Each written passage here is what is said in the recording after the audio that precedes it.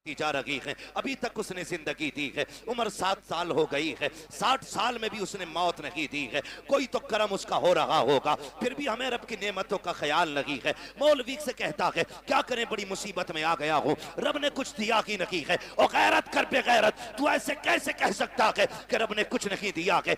एक आंख निकल जाए, खुदा की कसम 10 करोड़ दे करके वैसी आंख नहीं मिलती है। हाथ टूट जाए, पूरी दुनिया के डॉक्टर ताकत लगा ले, फिर से वैसे नहीं जुड़ा करता है जैसे रब ने बना दिया है। अगर जबान कट जाती है, जबान फिर दोबारा नहीं मिलती है। दांत निकल जाया करते हैं, पूरी दुनिया ताकत लगा ले, दांत जम के नहीं आ सकते हैं। कह रहा 10,000 के दांत लगाए हैं, 20,000 के दांत लगाए हैं, यार तू करोड़ों के लगा ले। खुदा की कसम जो रब ने दिए थे न उसके जैसे हो सकते हैं, न उस जैसे दोबारा जमाए जा सकते हैं। क्या बात है।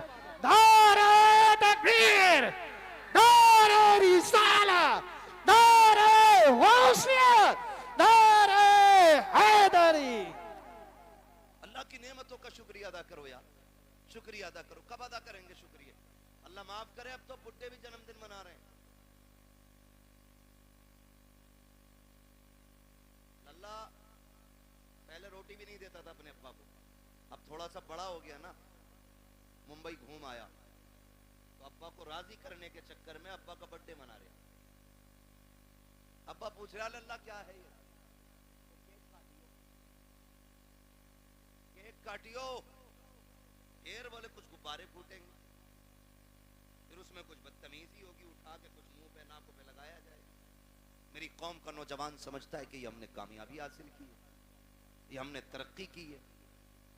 हम सोचे तो सही किधर जा रहे हैं, किधर चल रहे हैं, कौन सी राह हमने पकड़ ली है, कौन सी रविश हमने अपना ली है यार। सोचो तो सही, अब्बा का जन्मदिन और अब्बा भी सुरमा लगा के तैयार, कह रहे शुक्र है जी 61 साल का हो गया, मैं बहुत बड़ा हो गया। बड़ा नहीं हुआ है, छोटा हो गया। जितनी उम्र बढ़ रही है इंसान बड़ा नहीं हो रहा है, छोटा होता जा रहा है। इसलिए कि एक एक मिनट बंदे को मौत के करीब लेके जा रहा है, एक एक दिन जिंदगी का कम होता जा रहा है। अगर एक सुई सेकंड की भी नीचे जा रही है ना, तो वो तेरी जिंदगी का एक सेकंड चुरा रही है। ये दोबारा लौट के नहीं आना है, दोबारा लौट के नहीं आना है। कह रहा है कि मेरा शुक्र है अल्लाह का, मैं 61 साल का हो गया, मेरे बेटे ने मेरा बर्थडे मनाया है। और बूढ़े गैरत कर, अब तो मौत का वक्त करीब आ चुका है, शर्म आनी चाहिए। 61 साल पे हम इतरा रहे हैं, अपनी बुजुर्गी के गीत गाया करते हैं। देखो जी गांव में सबसे बड़ा मैं हूँ, अब मेरी उम्र का कोई नहीं रह गया है। ये बैठ के चौराहों पे बातें ना कर। अगर तुझे ख्याल आ गया है कि तेरी जिंदगी के 70 साल गुजर गए हैं, तो सुन, आज ही से रात की तन्हाई में मुसल्ले बिछाने शुरू कर दे, रातों को रोना शुरू कर दे। जो 60 साल नाफरमानी में गुजार दिए हैं, अल्लाह को नाराज करके गुजार दिए हैं, तेरा रब करीम आवाज दे के कह रहा है, या अय्युहल इंसानु मा गर्रका बिरब्बिकल करीम। ए इंसान, तेरे करीम रब से तुझको किस चीज ने दूर कर दिया है? आप पलट के हमारी चौखट पे आ जा, मालिक मिलेगा क्या? का तूने 60 साल नाफरमानी में गुजार दिए, हमें नहीं मनाया है, हमें नाराज करता रहा, लेकिन हमारे कर्म पे कर्म तो देख, तूने हमारी नाफरमानियां की, हमने तुम्हें रोटी फिर भी खिलाई, तुमने नाफरमानियां की, हमने तुम्हारे नलों का पानी नहीं सुखाया, तुमने नाफरमानियां की, हमने ऑक्सीजन की कमी नहीं की, तुमने नाफरमानियां की, हमने हवाओं पे पहरे नहीं लगाए, तुमने नाफरमानियां की, हमने धड़कनों पे पाबंदी नहीं लगाई, तुमने नाफरमानियां की, हमने सांसें नहीं रोकी। मालिक अब बता चाहता क्या है? हम समझौता करना चाहते हैं, बता कीमत क्या लेगा? आवाज आती है, मैं तुझसे 60 सालों के गुनाह के बदले में 60 साल की तौबा नहीं मांग रहा हूँ, 60 साल के सजदे नहीं। आ इतना कर ले, तू एक रात मुझे रो के दिखा दे, मैं उसी घड़ी में तुझे माफ करके दिखा दूं। क्या बात है, सुभान अल्लाह, सुभान अल्लाह, जिंदाबाद। आती हम तो माइल व करम है, कोई साइल ही नहीं, राह दिखलाए किसे रबे मंजिल की नहीं। पानी था नहीं, जंगल में फंस गए, अल्लाह वाले थे। जब पानी नहीं मिला, तयम्मुम किया, सजदे में सर रखा, कहने लगे मालिक मुझे हिदायत अता फरमा, फंस गया हूं जंगल में। अल्लाह ने रहनुमाई की अपने करम से, और वो जंगल से निकल के आ गए। प्यास बड़ी शिद्दत की लगी, उधर असर का वक्त हो रहा था। थके तो नहीं है ना? कौन सा वक्त हो रहा था?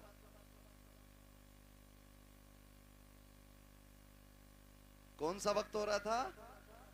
असर का वक्त हो रहा था। आए, बस्ती देखी, दिल खुश हो गए कि लगता है यहां पानी मिल जाए। बस्ती में गए, कुआं था, लेकिन करीब पहुंचे ना तो कुआं भी था, पानी भी था, लेकिन डोल रस्सी, डोल रस्सी। सारे बोले तो मैं आगे चलूंगा, नहीं थी डोल रस्सी। परेशान हो गए।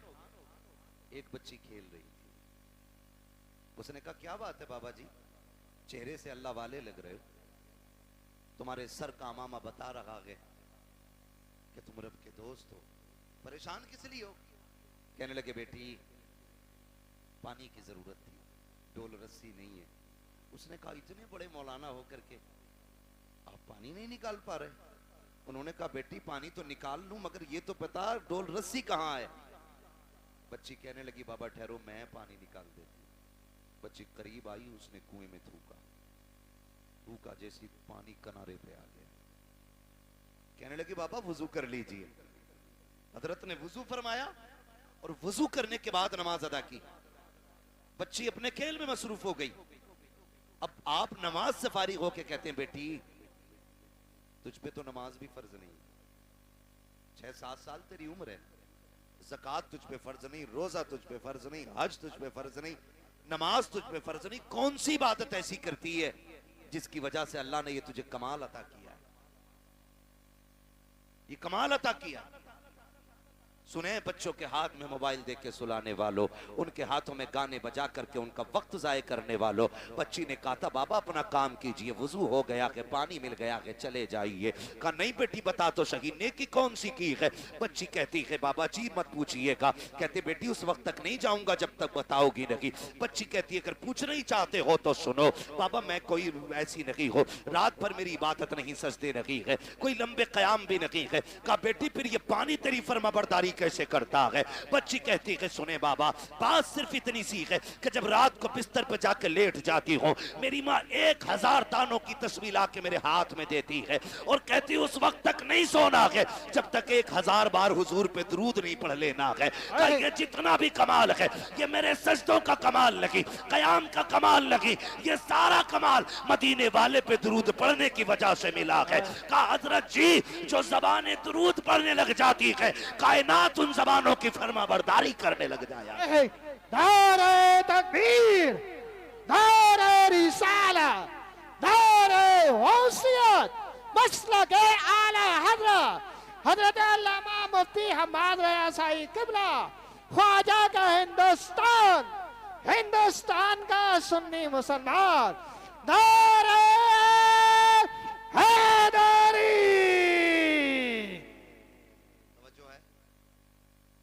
बहन मेरी माँ मेरी बेटी इतनी सी गुजारिश है बच्चों को बैठाया करो, हुजूर पे दुरूद पढ़वाया करो। हम अपनी नस्लों को कारी साहब अगर नहीं बताएंगे कि बचपन से लेके मरने तक सबसे कामयाब वजीफा जो है हुजूर पे दुरूद पढ़ना, तो फिर 1000 तस्वीर लटका लो क्या बनेगा? दुरूद ही नहीं आता हमारे बच्चों को, आदि बनाओ। गलती तो माँ बाप करते हैं ना, माँ बाप करते हैं। स्कूल जाते हैं बच्चे, नाश्ते में देर है, टिफिन बंधा नहीं है, बच्चा लंच लेके जाएगा, माँ कहती है बेटे ठहर जा, वो कहता जल्दी कर मुझे स्कूल जाना, तो माँ कहती तब तक गेम खेल, मैं तब तक नाश्ता बना देती। मेरी बहन उसी वक्त बच्चे के हाथ में 10 दानों वाली तस्वीर है कि सुन तू अपने हिस्से की पहले हुजूर पे 10 बार दुरूद पढ़ ले, मैं इतनी देर में नाश्ता बना दे रही हूं।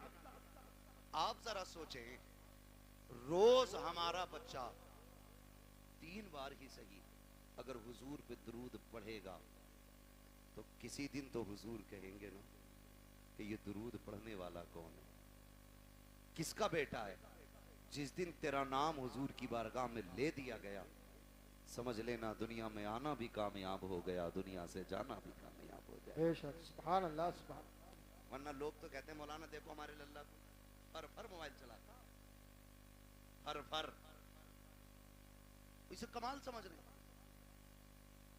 इंसान को अल्लाह ने फितरतन ऐसा बनाया है अगर इसे पैदा होने के बाद किसी ऐसी जगह बंद कर दिया जाए कि जहां किसी की आवाज न जाती हो, 50 साल का भी हो जाएगा, इसे बोलना नहीं आएगा। और अगर ये जिस माहौल में रहेगा वैसे ही हो जाएगा। मुझे बताओ, क्या अरबी लोग अपने बच्चों को पैदाइशी तौर पर ग्रामर पढ़ाते हैं? नहीं ना।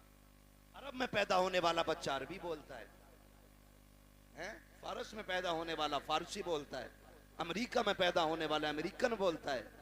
सब अपनी अपनी भाषाएं बोलते हैं। जिस माहौल में जन्म लेते, माहौल में, उसी माहौल के हिसाब से गुफ्तगू किया करते हैं।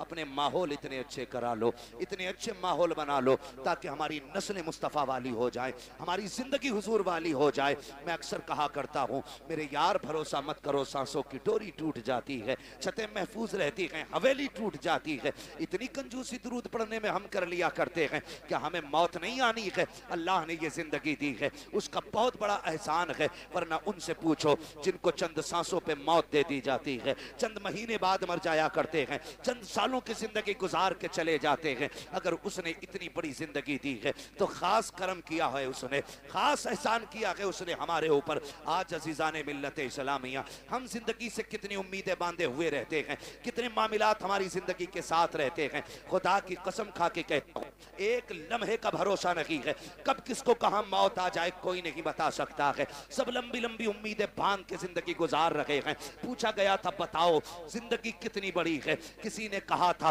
कि जिंदगी इतनी बड़ी है, पड़ी है, पता नहीं मगरिब पढ़ेंगे कि नहीं। फिर कहा कि अभी लंबी उम्मीद है, कहा मगरिब पड़ी है, पता नहीं इशा पढ़ेंगे कि नहीं। कहा अभी लंबी उम्मीद है। फिर किसी से पूछा, तुम बताओ, तो किसी ने कहा कि मैंने दाहिनी जानिब सलाम फेरा है, उम्मीद नहीं है बाईं जानिब भी सलाम फेर सकूं। अल्लाह अकबर। फिर कहने वाले ने कहा था, यह भी बड़ी उम्मीद है। हकीकत यह है कि जो सांस अंदर गई है पता नहीं बाहर आएगी कि नहीं। क्या बात है, इतनी हकीकत इंसान की है। जो सांस अंदर गई है वो बाहर आएगी कि नहीं।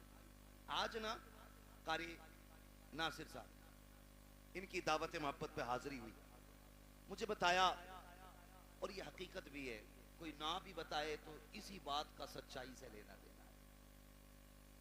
का माँ बाप औलाद को भूल नहीं पा रहे। मैंने कहा ये माँ बाप होते 10 दिन नहीं, 10 साल नहीं, अगर ये 10 दहाई भी जी जाए ना, और बेटा अगर चला गया हो तो फिर औलाद को भूला नहीं जाता। माँ बाप औलाद को भूल नहीं पाते। ये बूढ़े हो जाएं, बाल सफेद हो जाएं, लेकिन कल जब भी ये किसी के बेटे की बात करेंगे, अपने बेटे का ख्याल जरूर आना, अपने बेटे का ख्याल जरूर आना है। तुमने बहुत सुना होगा, बहुत सुना होगा, और हमने भी सुना है कि जब बाप जवान बेटे का जनाजा उठाता है तो कमर झुक जाती है, कमर झुक जाती है, क्योंकि बाप का बेटे से रिश्ता ही इतना गहरा होता है। और सैयदी सरकार आला हजरत इमाम इश्क मोहब्बत इमाम अहमद रजा खान फाजिल बरेलवी अलैहि रहमत व रिजवान अल मलफूज शरीफ में ना एक वाक़या तहरीर फरमाते हैं, लोग तिजारत के लिए निकले, उसी काफिले के अंदर बाप बेटे भी जा रहे थे। कौन जा रहे थे?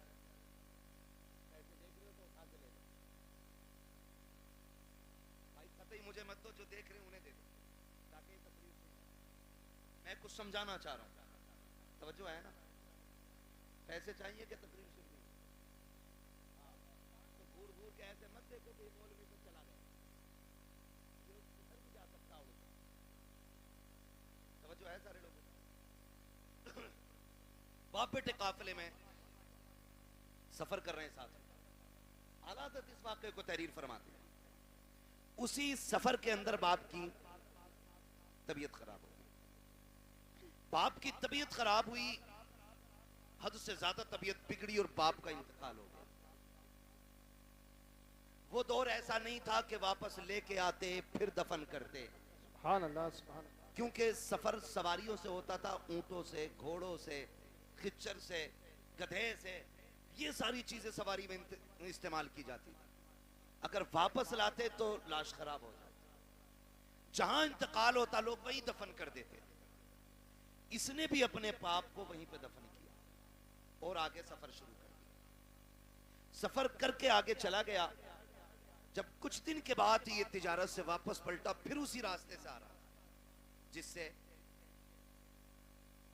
जिससे अल्लाह सलामत रख के तवज्जो से सुन रहे, जिससे गया था, रास्ते में बाप की कब्र पड़ी। दिल ने कहा फातिहा पढ़ ले, अकल ने कहा शाम हो रही है, जंगल है, जानवर हैं, अगर फातिहा के लिए रुक गए तो कोई भी जानवर फाड़ देगा। दिल ने कहा बाप है, अकल ने कहा कि जान प्यारी है, जिंदगी रहेगी फिर आके पढ़ लेना, उधर काफिला भी जा रहा है।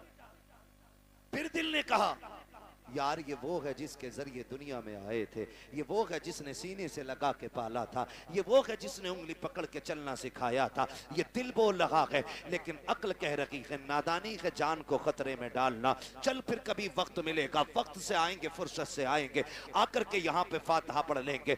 ये सोच के जैसी चंद कदम आगे बढ़े हैं, इमाम इश्क मोहब्बत फरमाते हैं, अचानक पीछे से बड़ी अजीब आवाज आई। ऐसी आवाज थी जिसने इसके दिल को धड़का के रख दिया था। एक एक बाल इसके बदन का कांपने लग गया था। इसने पीछे मुड़ के देखा, कोई नहीं था, लेकिन आवाज आ रही थी। वो आवाज कैसी थी? अल्लाहु अकबर। इमाम इश्क मोहब्बत फरमाते हैं वो आवाज किसी और की नहीं बल्कि कब्र से उसके बाप की आवाज आ रही थी। उसने कहा था लख्ते जिगर नूरे नजर, अरे सुन तो सकी, तू अपने बाप की कब्र से पलट के जा रहा है। तू इसलिए जा रहा है कि तेरी जान तुझे प्यारी है, इसलिए लौट के जा रहा है कि तुझे अपनी जान का खतरा है। कब्र से बाप कह रहा था, ओ मेरे नूरे नजर कान खोल के सुन ले, अगर मेरी जगह तू लेटा हुआ होता और तेरी जगह मैं खड़ा होता और तेरे मेरे बीच में सिर्फ जानवरों के आने का ख्याल नहीं, मौत का खतरा नहीं, अगर कोई आग का बिस्तर बिछा देता तो बाप कहता है ए मेरे बेटे, अगर कब्र पे आने के लिए आग पे चलना पड़ता तो मैं चल के आ जाता, लेकिन तुझे छोड़ के ना जाता। ये मेरा तुझसे प्यार है, आज जो तू छोड़ के जा रहा है ये तेरा मुझसे प्यार है। खुदा की कसम, औलाद की सारी मोहब्बतें एक पल्ले में रखो, फिर भी बाप की एक नजर की बराबरी नहीं की जा सकती। है क्या बात है? नारे तकबीर, नारे रिसालत, नारे होशियत, अज़मते वालिदैन। समझो है, ये औलाद का प्यार है, माँ बाप के सीने में। मैं नौजवानों से भी एक बात कहूं, क्या हमारे सीने में वही दर्द है? मानते हम उतना ही? मेरे भाई, पूरी दुनिया में सच्चा हमदर्द नहीं मिलेगा मां बाप के बगैर। आपके कितने भी यार हो, कितने भी दोस्त हो, लेकिन कोई यार बाप की जगह नहीं ले सकता, कोई दोस्त बाप की जगह नहीं ले सकता। इसलिए कि हम भी जानते हैं, तुम भी जानते हो, अब इस दौर में कोई घास खा के नहीं जीता है। सबकी खुराकें अच्छी हैं, ग़िज़ाएं अच्छी हैं, सबको पता है। कोई भी दोस्त होना ज्यादातर सुख के साथ ही होते हैं और दुख के साथ ही माँ बाप होते हैं। दुख के साथ ही माँ बाप। वो एक साहब ने बताया कि बड़ा अमीर बंदा था, पैसे वाला, करोड़पति, उसके सैकड़ों दोस्त थे। जब कोई दिन ऐसा नहीं होता था जिस दिन 10-20 दोस्तों के साथ वो खाना नहीं खाता था,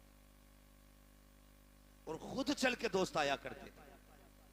लेकिन नविश्ते तकदीर कुछ और ही था। एक्सीडेंट हुआ और रीढ़ की हड्डी टूट गई,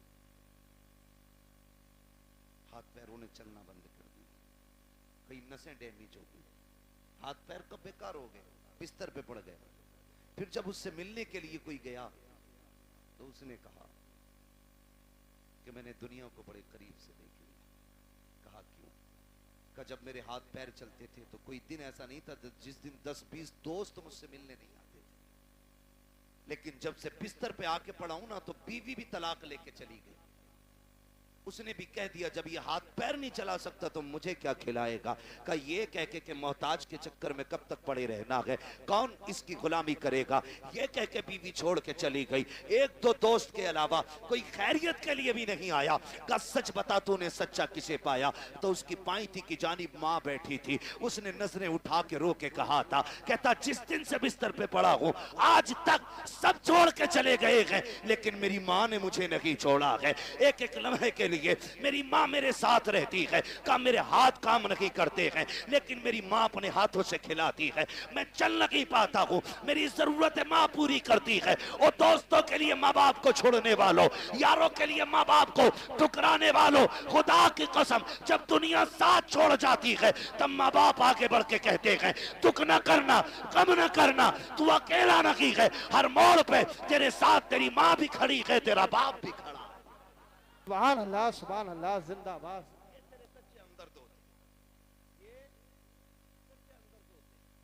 इनसे सच्चा मैंने किसी को नहीं। रिश्ते कितने प्यारे, खुदा की कसम अगर बात की जाए तो बड़ा वक्त लगता है।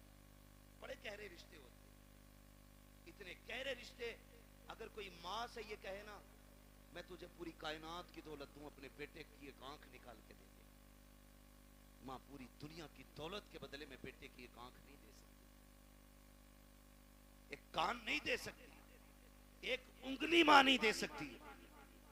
वो तुम्हें इतना चाहती।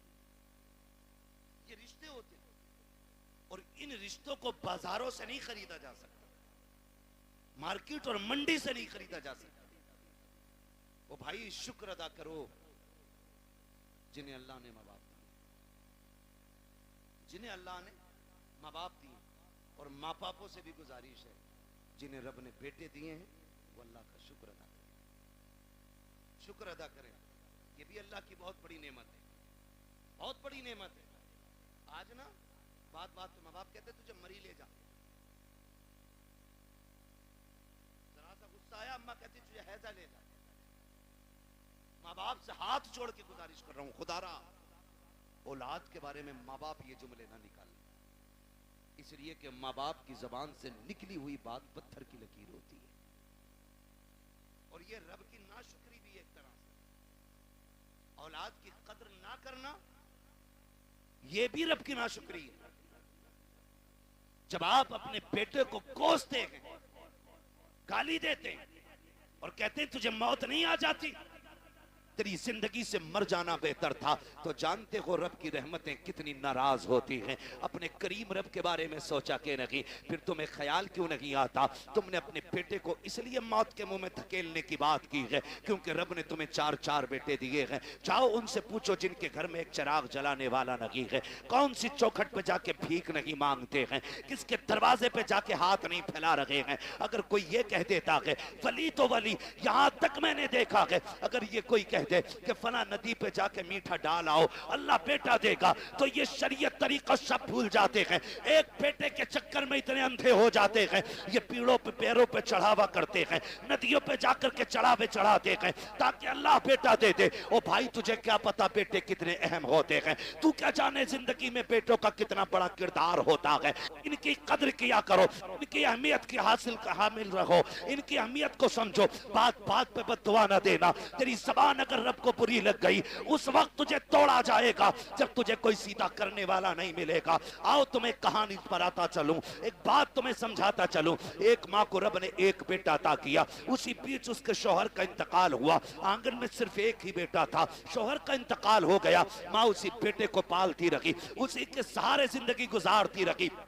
ख्याल ये आता था ये मेरा इकलौता चांद है, इसी के साथ जिंदगी गुजर जाएगी, इसके सहारे जिंदगी गुजर जाएगी। आओ मैं बेटों से भी ये बात कह के चला जाऊं, कितनी बेवा माएं ऐसी होती हैं जो बेटों के सहारे जिंदगी की जवानी काट दिया करती हैं लेकिन दूसरा निकाह नहीं करती हैं ताकि अपने बेटे को सुख की जिंदगी दे सकें। लेकिन कल जब यही बेटा जवान हो जाता है उन बूढ़े माँ बाप की कुर्बानियों को ठुकरा दिया करता है और उस माँ से कहता पता तूने मेरे लिए क्या क्या है। और सालिम तू अपनी बीवी को माँ के लिए 8 दिन नहीं छोड़ सकता है, इसने जिंदगी भर की जवानी तेरे लिए कुर्बान कर दी है और तू पूछ रहा कि तूने मेरे लिए किया क्या है। मुझे तो उस दिन रोना आया था जिस दिन एक बेटा माँ से कहता है माँ मैं तुझे हज कराने लेके जा रहा हूँ और तेरी जाकर के हज हाउस में, उसको छोड़ करके चुपके से निकलता है। माँ बेटे को तलाश करती रह जाती है। कई दिन हो गए रोते रोते बेटा नहीं आया।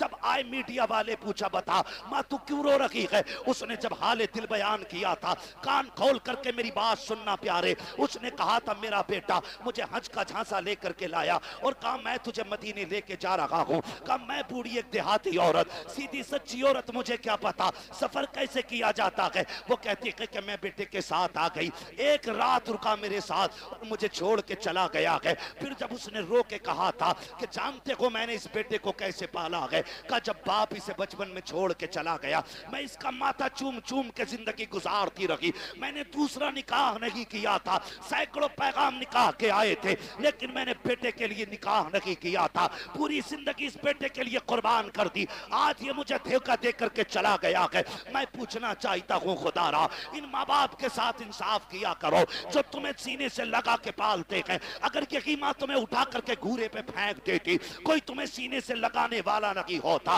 अगर इसी ने बचपन में तुम्हारा गला दबा दिया होता, तुम्हारे पास चंद सांसें ना होती, अगर इसने तुम्हारी गंदगी से नफरत करके तुम्हें ठुकरा दिया होता तो तुम्हें माँ की ममता का पता नहीं चलता। अगर इसने तुमसे गुस्सा हो करके मुंह मोड़ लिया होता, कोई तुम्हें मुंह के लुक में खिलाने वाला नहीं मिलता। आज जो जवानी की दहलीज पे कदम रखा है, ये इसी माँ की कुर्बानियों का नतीजा है, इसी बाप के रज्जगों का नतीजा है। इसी ने दर दर की खाक छानी है, तब तुझे जवानी मिली है। और तुम्हें खुदा का वास्ता, अगर माँ बाप तुमसे प्यार करते हैं, तुम्हें मशक्कत से पाला है, उनकी इज्जत किया करो, उनकी कदर किया करो। उस खातून को अल्लाह ने बेटा अता किया, लेकिन जानते हो जब बच्चे के बचपन के कुछ साल गुजरे हैं, एक दिन कोई बच्चे से गलती हो गई, बच्चे ने कोई चीज का नुकसान कर दिया, माँ ने गुस्से में कह दिया था तुझे मौत क्यों नहीं आ जाती है। माँ ने आज कहा है, लेकिन रब ने अपने तकदीर के कलम से लिख दिया था। जैसी उसने कहा है तुझे मौत क्यों नहीं आती है, ये तो कह के भूल जाती है। बच्चे की परवरिश की जवान हो गया, अच्छी तालीम हासिल की डिग्री होल्डर हुआ, अच्छी सर्विस लग जाती है। जब सर्विस लगी है, अच्छा रिश्ता हो जा रहा है, जब अच्छा रिश्ता हुआ है, शादी के चंद साल रह गए, चंद दिन रह जाते हैं शादी के, पूरी तैयारियां हो जाती हैं, घर में खुशियों का माहौल है। माँ तो अपने बेटे को बद्दुआ दे के भूल चुकी थी। उसने तो बचपन में कहा था तुझे मौत क्यों नहीं आ जाती है। चंद दिन शादी के रह गए हैं, अचानक बेटा घर से चला, पैर फिसला गिरा और वहीं पे दम निकल जाता है। अम्मा सर पटक के रो रही है, हाँ ये क्या हो गया है, मेरे लाल ने जिंदगी की बहारें भी नहीं देखी थी, इसके सेहरे के ख्वाब सजाए थे हमने, अफसोस हम बेटे का सेहरा ना देख सके। रोते रोते सोई है, ख्वाब में किसी ने आके कहा था आज आंसू बहाने से कोई नतीजा नहीं है। याद नहीं है तुझको वो जुमले जो तूने बचपन में बेटे से कहा था कि तुझे मौत क्यों नहीं आ जाते। वो जुमले रब को नागवार गुजरे थे, आज इसे मौत दे करके अपनी नेमत का एहसास दिलाया है। देख मैंने तुझे बेटा दे के क्या दिया था, अब पता इसके बाद क्या रखेगा। इसलिए माँ बाप से कहना चाहता हूं, अगर बेटे गलती भी किया करें उन्हें मौत की बद्दुआ ना दिया करो, उनके लिए मुसीबतें ना मांगा करो। अगर मार सकते हो थप्पड़ मार लो, जूतों से मारो, लाठी से मारो, लेकिन जबान से बद्दुआ ना देना। खुदा की कसम तेरी जबान से निकला हुआ एक जुमला तेरे बेटे की तकदीर बन जाएगा। कहीं तेरी जबान का जुमला तेरे बेटे की मौत का सबब न बन जाए। अगर दे सकते हो तो दुआएं दो, खुदा की कसम तेरी दुआ तेरे बेटे को रिस्क वाला भी बना सकती है, नेकी वाला भी बना सकती है। अगर तेरी दुआ लग गई तो तेरे बेटे को तेरी दुआ अल्लाह वाला भी बना सकती है। क्या बात, नारे तकबीर, नारे रिसाला, नारे हुस्सियत, मसलके आला हज़रत, अस्मते वालिदैन, नारे हैदरी।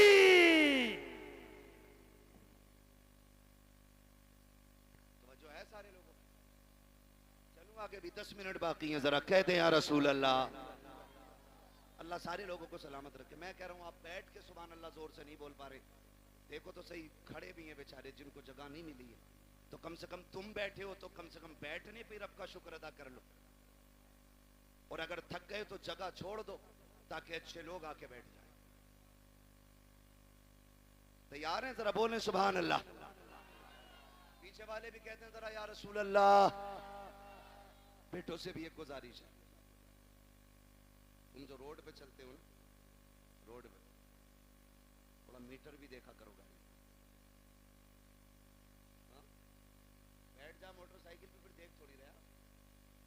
और ईद के दिन तो कुछ भी नहीं देखता।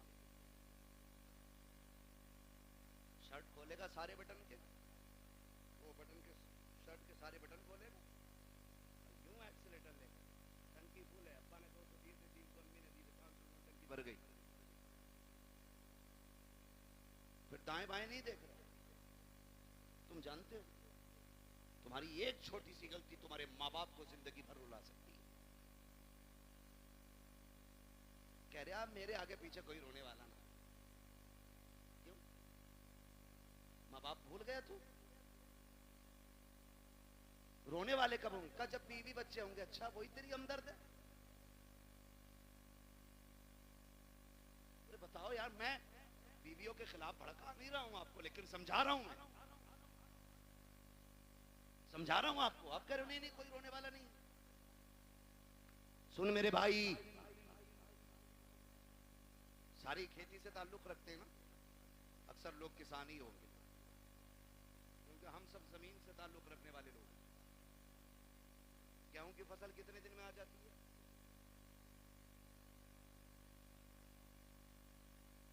6 महीने खड़ा रहेगा गेहूं। बहुत पक्के किसान लग रहे हो यार।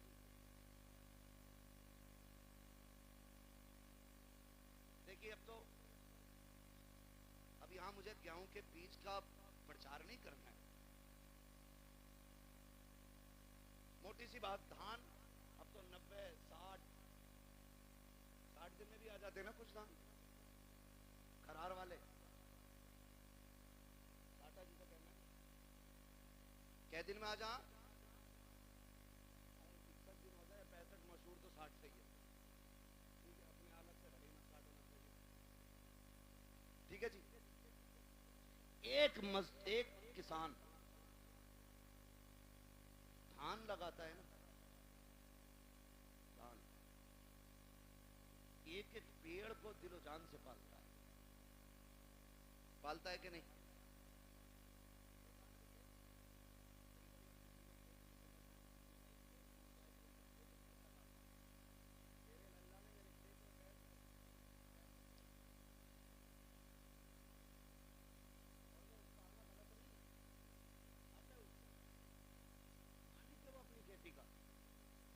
आप होते कौन हो किसी का नुकसान करने वाले? और कई बार इतने ठलुए लोग होते हैं, मेड़ पे चल जाना, मेड़ पे तो धोरे के धान छोड़ते ही ऐसा मारा है, मुट्ठी भर के सुनता है ना। डूंगरिया, ये बता, तू पूरा दिन टूंगता रहे, तेरा पेट भर जाएगा? जिसका नुकसान किया है वो गुना और उठा लिया तूने, तुझे तो कोई फायदा नहीं हुआ, अलबत्ता नुकसान। मेरे बच्चों कान खोल के सुनो बहुत गौर से। किसान एक धान लगाता है तो 60 दिन से कितनी उम्मीदें बांधता है। फसल आएगी, काटेंगे, झाड़ेंगे, फिर उससे बेच के पैसा लेंगे, पैसे से जरूरतें पूरी करेंगे, बहुत उम्मीदें लगी होती हैं। जरा सोच, अगर एक किसान 60 दिन में आने वाली फसल से इतना प्यार करता है, तो बाप 25 साल में तैयार होने वाले बेटे से कितना प्यार करता होगा।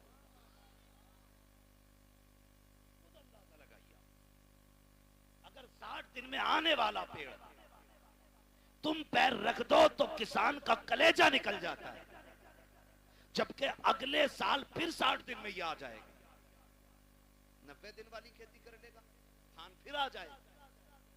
अब सोच तो सही, अगर हर साल के साथ आने वाली फसल से हमें इतना प्यार है, तो फिर अपनी नस्ल से कितना प्यार होगा।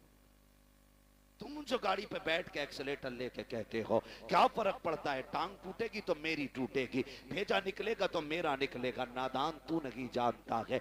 अगर टांग टूटी तू तो लेटा रहेगा बेड पे, माँ से पूछ वो कितनी रातें जाग के गुजारेगी, बाप से पूछ कितने चक्कर हॉस्पिटल के लगाएगा तेरी पट्टी मरहम पट्टी के लिए। जाओ आज भी हॉस्पिटल में जाकर के देख लो, कितने ऐसे ब्रेन उनके फेल हो गए हैं, एक्सीडेंट के बाद के माँ बाप पे बोझ बन गई है औलाद। मैं आपसे कहना चाहता हूँ खुदारा, रोड पे निकला करो तो जिंदगी की हिफाजत के साथ निकला करो, एहतियात के साथ चला करो। ये मत सोचा करो कि मेरी टूटेगी मेरी फूटेगी, नहीं नादान, तेरी टूटेगी, तुझे एक बार दर्द होगा, लेकिन जब तक तू तड़पता रहेगा उससे ज्यादा तेरे माँ बाप को तकलीफ होती रहेगी। तुम रोड पे चल करके कहते हो क्या है, मैं जिंदगी का मालिक हूं, तू कुछ भी नहीं है। औकात क्या है, हैसियत क्या है, मालिक किसे कहते हैं? ठोकर लगी दम निकल जाता है, फंदा लगा दम निकल जाता है, जरा सी जोर से गिर गए दम निकल जाता है।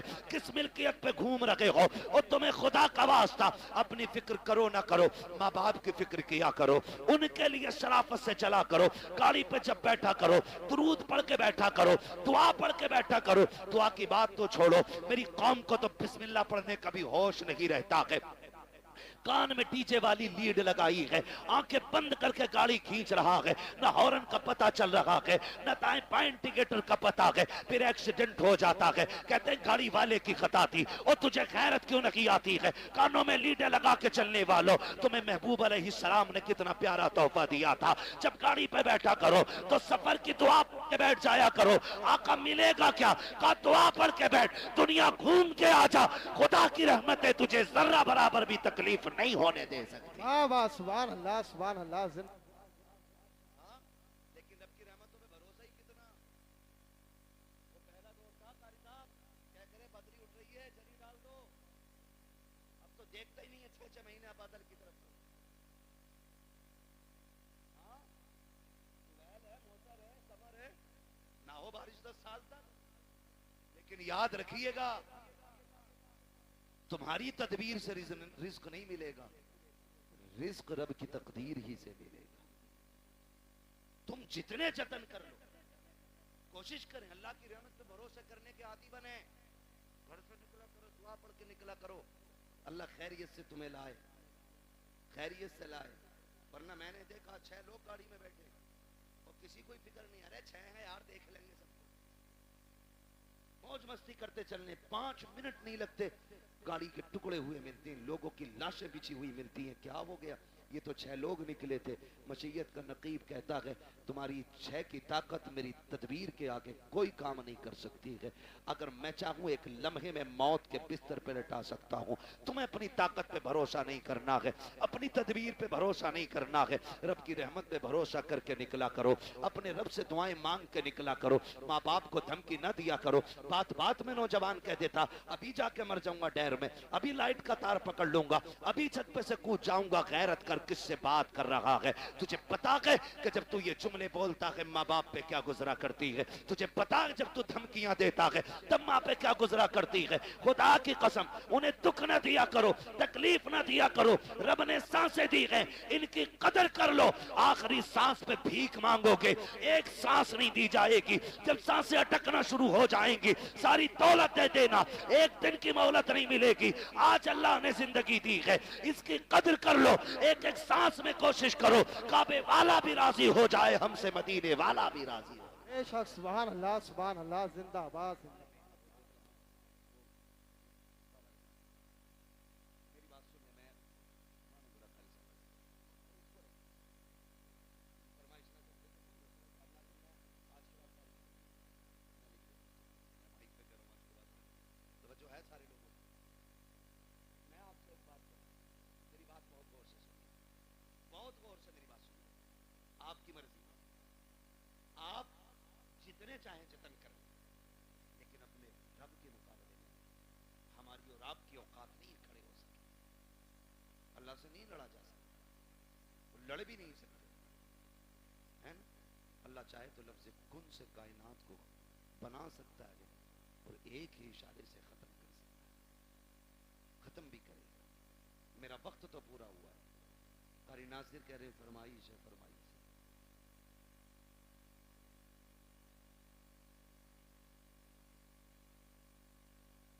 आपको सलामत रखे भाई, बर्दाश्त कर लेंगे 10 मिनट और।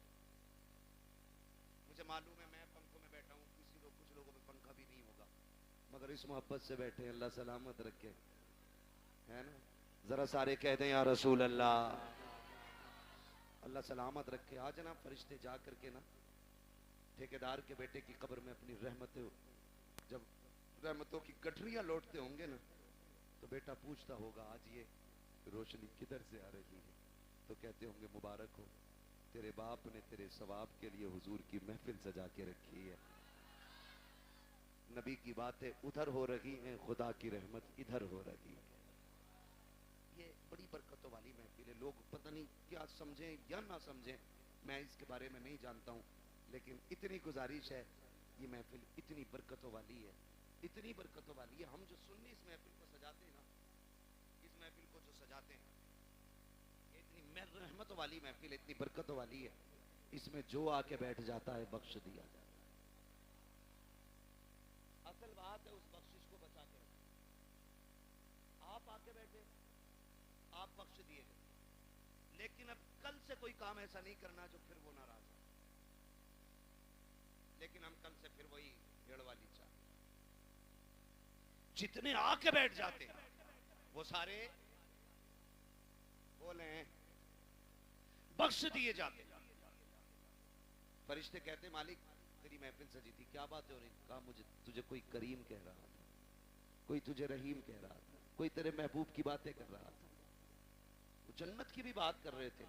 रब फरमाता उन्होंने मेरी जन्नत देखी है? कहा नहीं। कहा फिर उन्हें कैसे पता चला? मुझे देखा नहीं, यकीन कैसे? फरिश्ते कहते होंगे एक देखने वाले का कहा मान लिया है, बिन देखे तुझे हमने खुदा मान लिया है। मालिक उनसे तेरे महबूब ने कहा खुदा है, तो उन्होंने कह दिया है। तेरे महबूब ने कहा जन्नत है, तो फिर है। तेरे महबूब ने कहा दोज़ख है, तो फिर अल्लाह सलामत रखे। ये सुन्नियों का अकीदा है। हुजूर ने कह दिया है तो तुम्हारे मुंह से जो निकली वो बात हो के रही। मेरे नबी कभी झूठ बोलते ही नहीं। उन्होंने कहा है तो है।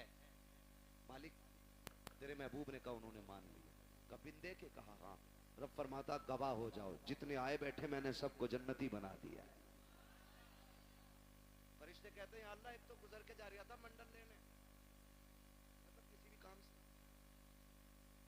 और वो मौलवी को देख के रुक गया, या खाली लाइटिंग देख के रुक गया, भीड़ देख के रुक गया, उसका मकसद जलसे में आना नहीं था। रब फरमाता फरिश्तों मैंने उसे भी माफ कर दिया। अल्लाह वो क्यों बख्शा गया? रब फरमाता वो कोई भी था, लेकिन महफिल तो मेरे महबूब की थी ना। फरिश्तों में उस गुनाहगार को देखूं या अपने महबूब को देखूं? मैंने महबूब के सदके में सारे ही बख्श दिए। बख्शे तो सब जाते हैं, असल है बचाना। इस बख्शिश को कितने बचाते हैं? सुबह ही निकले हो, गाली बकदी सामने वाले को दाढ़ से। पहली बात तो आगा ना मस्जिद में, और आगा भी ना तो मेरा तुझे पता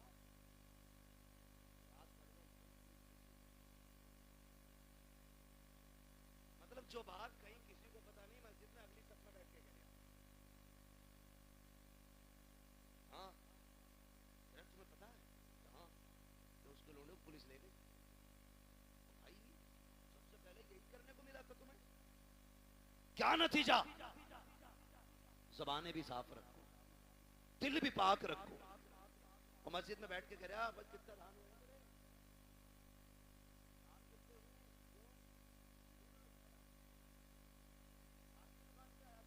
प्रचार कर रहा है। मस्जिद है, मस्जिद है, एक ही सफ में खड़े हो गए महमूद वयाज, ना कोई बंदा रहा ना कोई बंदा नवाज। ये बंदगी की जगह है, गंदगी की जगह नहीं। यहां बंदगी कीजिए, क्विंटल और किलो ना नापिए।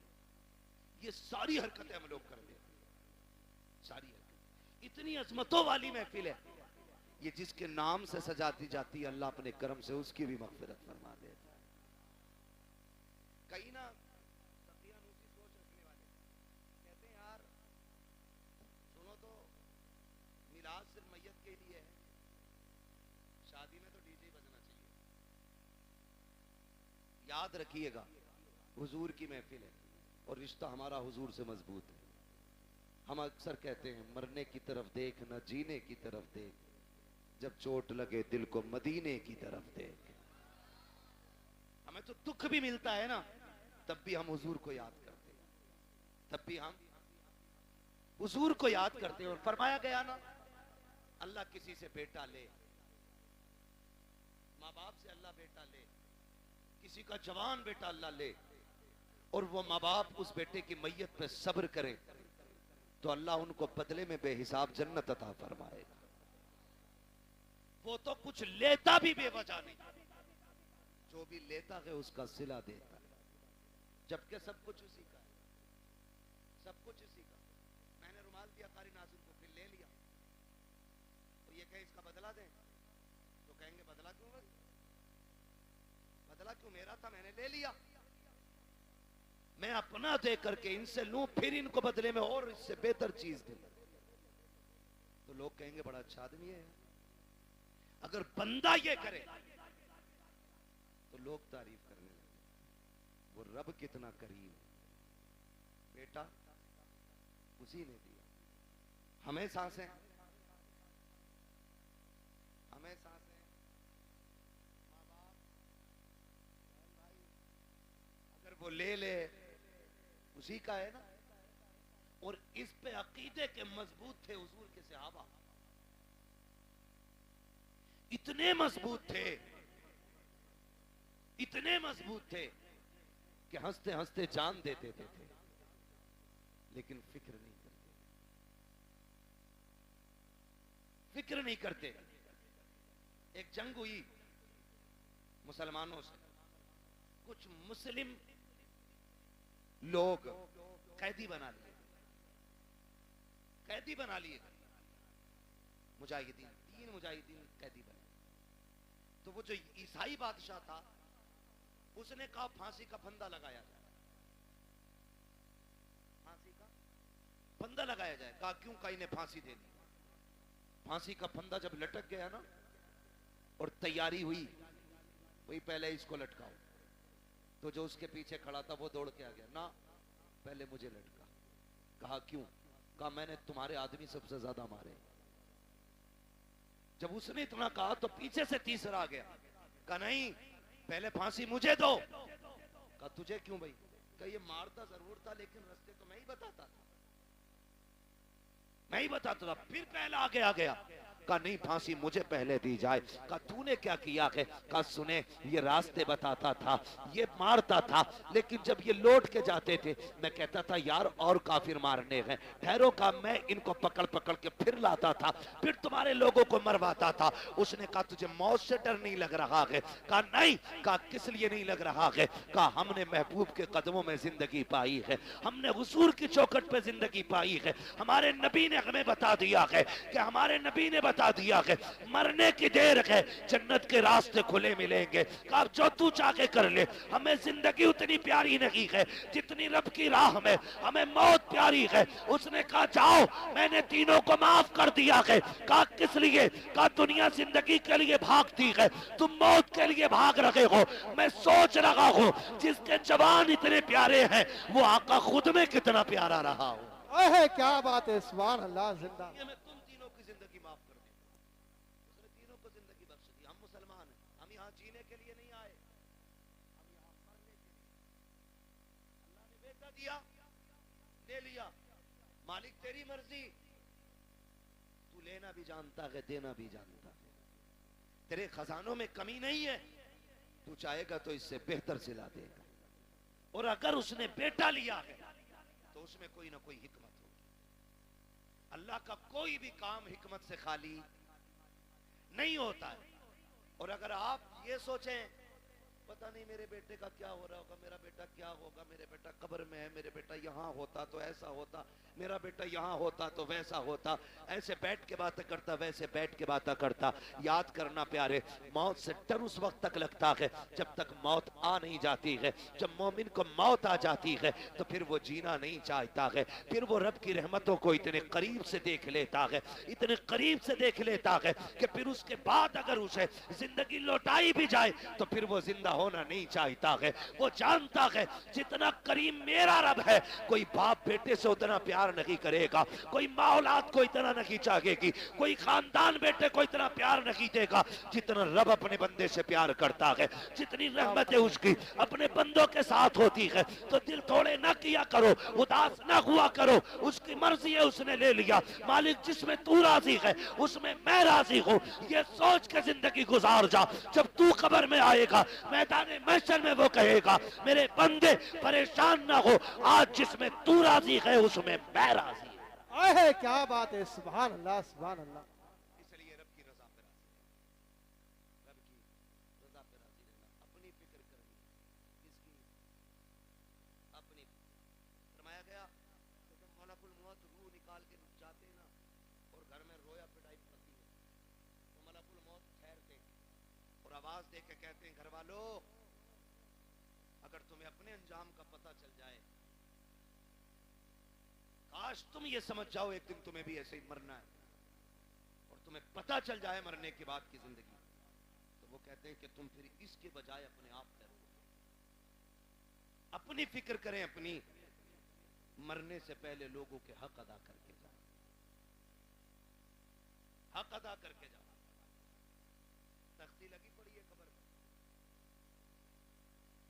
बड़े लंबे अलकाबात के साथ, फला हाजी मरहूम, किसी का नाम आ जाए बुरा मत मानना, अच्छा खा बुत्थन खा बब्बन खा, लग गई तख्ती। एक बार तख्ती लगी है, फिर उसके बाद कोई फूल डालने भी नहीं आता। फूल तो क्या, कब्र बैठ जाए तो मिट्टी डालने भी लोग नहीं आते। तू तख्ती लगा के तेरे बच्चों ने सोच लिया हक अदा हो गया, जो हराम की जमीन मारी थी ना, खा औलाद रही है, लठिया तुझ पे फिरेगी, याद रखना। और बेटों से कहो तुम वापस कर दो, कह रहे हमने थोड़ी लूटी है, तो अब्बा ने लूटी थी, हमें तो विरासत में मिली है। क्यों? माले गनीमत है, माले गनीमत है। तेरी मेरी औकात क्या है? समझ तो सही, हुजूर के विसाल का वक्त करीब आया, आका करीम सहाबा का सहारा लेकर के चौक में आए, फरमाया बिलाल मदीने में ऐलान कर दो, हो सकता है आज मेरी लोगों से आखिरी मुलाकात हो।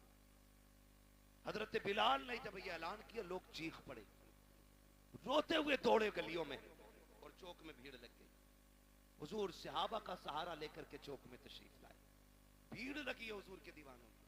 आज कह रहे अरे देखा जाएगा तो कुरान खानी फालतू करा देंगे अब्बा के नाम, एक पतीला और ना सही, जमीन 4 लाख की पतीला बन जा रहा 4000 में, कौन दे रहा जमीन, एक पतीला फालतू बनवा देंगे। सुन, तेरी मेरी औकात क्या है? कुछ भी तो हैसियत नहीं। मेरे नबी को देख, खुदा की कसम हुजूर फरमाते हैं सहाबा, मैंने 63 साल तुम्हारे बीच में गुजारे, तुम्हारे साथ रहा हूं, बशरी तकाजे के मुताबिक अगर किसी को कोई तकलीफ हो गई हो तो आज वो बदला ले ले या माफ कर दे। मेरे ऊपर किसी का कर्जा है तो आज वो मुझसे अपना कर्जा ले ले। सहाबा की आंख में आंसू आ गए, या रसूल अल्लाह आपसे मांगेंगे? फरमाया मैं अपने रब से इस हाल में मिलना नहीं चाहता कि मुझ पे किसी का एक सिक्का भी हो। ये कौन कह रहा है? वो कह रहे हैं जिन्होंने बैतुल मुकद्दस में सारे नबियों की इमामत की है, जो महराज में अर्शों से भी आगे गए। वो कह रहे हैं मैं अपने रब से इस हाल में मिलना नहीं चाहता कि मुझ पे किसी का 1 रुपया भी हो। आज बीगे बीगे हजम कर जाते हैं। अब्बा का कफन बड़ा चिट्टा था, बड़ी खुशबू आ रही थी, अब्बा मरे थे। और भाई तेरे बाप के ऐब इस तरह की करामातों से छुपने वाले नहीं है। अब्बा बड़े अच्छे थे, कुत्तों को पानी पिलाते थे, बकरियों को चारा खिलाते थे। बस तुझे अब्बा की अच्छाइयाँ याद रह गई।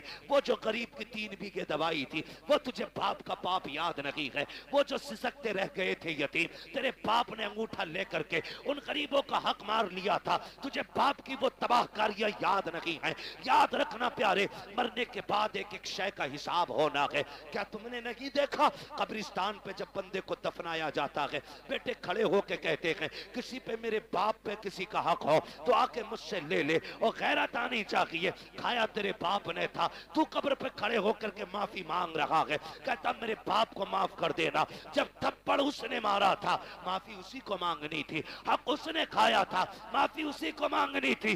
जब तक वो माफी नहीं मांगेगा हिसाब इतनी जल्दी बराबर सराबर नहीं होगा। मरने की तैयारियां करो मेरे यार, कोई मुखिया हो, प्रधान हो, जमींदार हो, ठेकेदार हो, मौत सभी को आनी है, कोई बचने वाला नहीं है। आका करीम फरमाते हैं लोगों किसी का मुझ पे कुछ हो तो आकर के ले लेना। जब इतनी बात कही है सहाबा की चीखें निकल जाती हैं। एक सहाबी नाम हजरत उकाशा है, उठ के खड़े हो जाते हैं, कहते हैं या रसूल अल्लाह मेरा आप पे हक है। आका फरमाते कौन सा हक है? कहा या रसूल अल्लाह आप सफे सीधी फरमा रहे थे, उसी बीच में सवारी को मारते हुए अचानक आपकी छड़ी मेरे लग गई थी। आका मेरे कमर पे आपका कोड़ा लगा था, मुझे उसका बदला चाहिए। जैसी इतनी बात उकाशा ने कही है अबू बकर उमर तड़प जाते हैं। हुजूर की तबीयत इतनी अलील है कि सरकार अपने सहारे खड़े नहीं हो पा रहे हैं। बुखार की शिद्दत इतनी है कि एक रंग आ रहा है एक जा रहा है। सहाबा कहते हैं उकाशा शर्म तो कर, ये वही हैं जिन्होंने जन्नत का रास्ता बताया है, ये वही हैं जिन्होंने हमें वहदानियत सिखाई है, ये वही हैं जिन्होंने हमें रब से मिलाया है, इनसे बदला लेने की बात कर रहे हो। उकाशा कहते हैं मुझे मेरा बदला चाहिए। आका करीम फरमाते हैं सहाबा ठहर जाओ। कहते हैं या रसूल अल्लाह बदला ऐसे नहीं। कहा फिर कहा आपका जो कोड़ा लगा था आज मुझे वही कोड़ा चाहिए, वही कोड़े से मुझे बदला लेना है। मेरे नबी ने इतना सुना, फरमाते हैं सलमान जी या रसूल अल्लाह का हमारी बेटी खातून जन्नत के घर चले जाओ, उनके यहाँ से वो कोड़ा ले आओ। सलमान फारसी गए हैं, कहते खातून जन्नत कहा जी का कोड़ा दे दीजिए। बेटी बेटी हुआ करती है खुदा की कसम। का क्या काम है कोड़े का? मुस्तफा ने मंगाया है। का मेरे बाप की तबीयत तो खराब है, कोड़े की जरूरत क्या पड़ गई है? का करीम ने आज ऐलान किया है जिसको जो बदला लेना है मुझसे ले ले। का उकाशा खड़ा हो गया है, हुजूर के हाथ से कोड़ा लगा था, आज वो बदला लेना चाहता है। खुदा की कसम खातून जन्नत ने इतना सुना है, तड़प जाती हैं और यार रब से बेटे मांगते हो, बेटियां भी मांग लिया करो, इसलिए कि बेटे जायदाद के वारिस होते हैं, बेटियां बाप के प्यार की वारिस हुआ करती हैं। बेटे जायदाद बांटा करते हैं, बेटियां बाप के दुख को बांटा करती हैं। खातून जन्नत ने इतना सुना है, आंखों में आंसू भर लाई है। कोड़ा तो उतार लिया आपने, लेकिन दोनों शहजादे लेटे हैं चटाई पे। उठाया, उठो रे बेटो, कहीं देर ना हो जाए। दोनों शहजादे उठ जाते हैं। अम्मी खैर तो है? का जल्दी करो सोने का वक्त नहीं है। का बात क्या हो गई है? का ये कोड़े लेकर के चले जाओ। सुना है कोई उकाशा नाम के सहाबी है, नाना से तुम्हारे बदला लेना चाहते हैं। तुम्हें पता है ना हसनैन मेरे बाप कितने कमजोर हैं, बुखार की शिद्दत है, तुम्हें पता है ना कितने दुखों से गुजर रहे हैं रहमतुल्लिल आलमीन। का जी ना अम्मी जान, का जाओ बेटे अपने नाना की बारगाह में चले जाओ, और वो सहाबी जो नाना से बदला लेना चाहते हैं उनसे जाके उनको राजी करो। अगर एक कोड़े के बदले में तुम्हें 100 कोड़े भी खाने पड़े तो बेटे हंस के खा लेना, लेकिन मेरे बाबा के कोड़े ना लगने देना। ये बेटियां हुआ करती हैं, जैसे शहजादों ने इतना सुना है, कोड़ लगाई है, आके उकाशा का हाथ पकड़ा, वहां तशरीफ लेकर के आए हैं जहां पे भीड़ लगी है। सहाबा खड़े हैं, कहते हैं चचा जरा सलमान बताओ तो सही वो कौन से सहाबी हैं जो हमारे नाना से बदला लेना चाहते हैं। हजरत उकाशा ने इशारा किया, वो जो खड़े हैं, हजरत उकाशा की तरफ इशारा किया, कब वो जो खड़े हैं वही बदला लेना चाहते हैं। दोनों शहजादे दौड़ के आए हैं, आके हाथ पकड़ते हैं। इमाम हसन ने दाना हाथ पकड़ा है, इमाम हुसैन ने बाया हाथ पकड़ा है। कहते चाचा उकाशा ऐसा कीजिए, देखो हमारे नाना बीमार हैं, तबीयत अलील है, अगर आपको बदला लेना ही है हम अपनी कमर लेके आए हैं, गर्दन हाजिर है, एक एक के बदले 100 कोड़े मार लो, हमें जितना चाहो मारो, लेकिन हमारे नाना पे कोड़ा ना उठा लेना, ये हमारी माँ को गवारा नहीं होगा। अगर हमारे बाप के नाना के कोड़ा लग गया हम अपनी माँ को जाके क्या जवाब देंगे। मेरे आका ने इशारा किया शहजादों जरा हट जाओ। अल्लाह अकबर, शहजादे हट जाते हैं। उकाशा कहते हैं या रसूल अल्लाह जिस वक्त कोड़ा लगा था उस वक्त मेरी पीठ पे कपड़ा नहीं था, आका आप अपनी कमीज उतार दीजिए। खुदा की कसम जिस वक्त इतना कहा है अबू बकर सिद्दीक दाढ़ी लेके आगे बढ़ते हैं। उकाशा देख तो सही यार, मेरी सफेद दाढ़ी की हया कर ले, एक के बदले में जितने चाहे यार कोड़े मार ले, मेरे यार को उंगली ना लगा देना। का खैर कर यार, ठहर जा, मेरे महबूब की कमीज ना उतरवा। उकाशा कहते हैं अबू बकर ये मेरा और नबी का मामला है, हट जाइए। हजरत अबू बकर सिद्दीक रोने लग जाते हैं। उमर आगे बढ़ते हैं, कहते यार पूरी जिंदगी इनके नाम पे गुजारी है, रब ने सारी इज्जतें में दी है, ऐसा करो काशा जितना चाहे के कोड़े मार ले, लेकिन महबूब को हाथ ना लगाना। हजरत उकाशा कहते उमर बीच में ना आइए। मेरे नबी फरमाते हैं अबू बकर उमर हट जाओ, दोनों हट जाते हैं। फिर उसके बाद मेरे नबी ने जब अपनी कमीज को हाथ लगाया है, जमीन कांपने लग जाती है, आसमान लरस जाता है।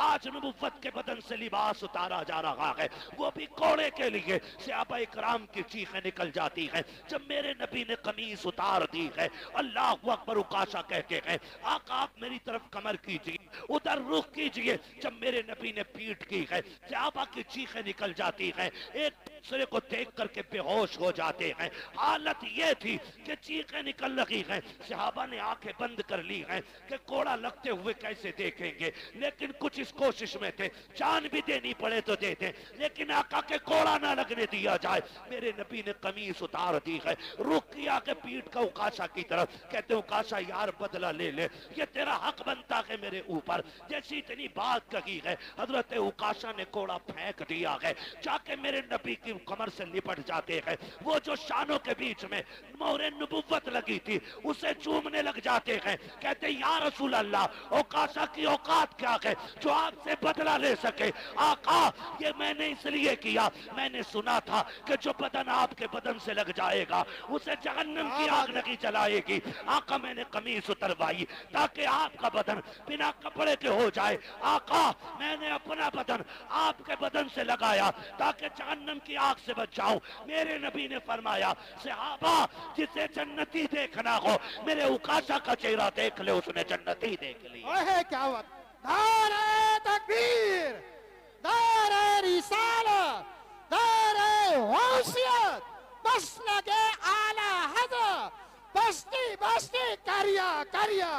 मैं यार बोलते कि इंशाल्लाह दिल निकालते तो आप फेफड़ा निकालकर हाथ उठाकर बोले नारे तकबीर, नारे रिसालत, नारे गौसियत।